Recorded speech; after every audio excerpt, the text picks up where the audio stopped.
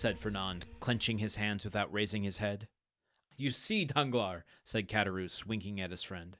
This is how it is. Fernand, whom you see here, is a good and brave Catalan, one of the best fishermen in Marseille, and he is in love with a very fine girl named Mercédès.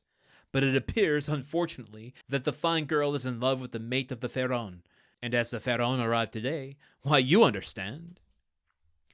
No, I do not understand, said Danglars. Poor Fernand has been dismissed, continued Caderousse. Well, and what then? Said Fernand, lifting his head and looking at Caderousse like a man who looks for someone on whom to vent his anger. Mercédès is not accountable to any person, is she? Is she not free to love whomsoever she will? Oh, if you take it in that sense, said Caderousse, it is another thing. But I thought you were a Catalan, and they told me that the Catalans were not men to allow themselves to be supplanted by a rival.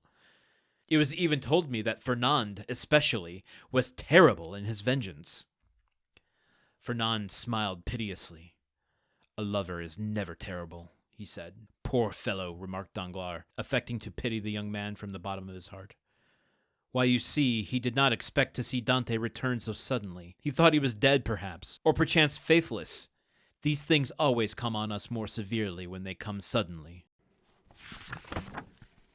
All right, more goading. Essentially, Caderousse is escalating it not just from Fernand's manhood, but like the representation of the masculine side of his culture. And that's a pretty big escalation. And more specifically, Caderousse invokes Fernand's reputation as a fiery and vengeful man.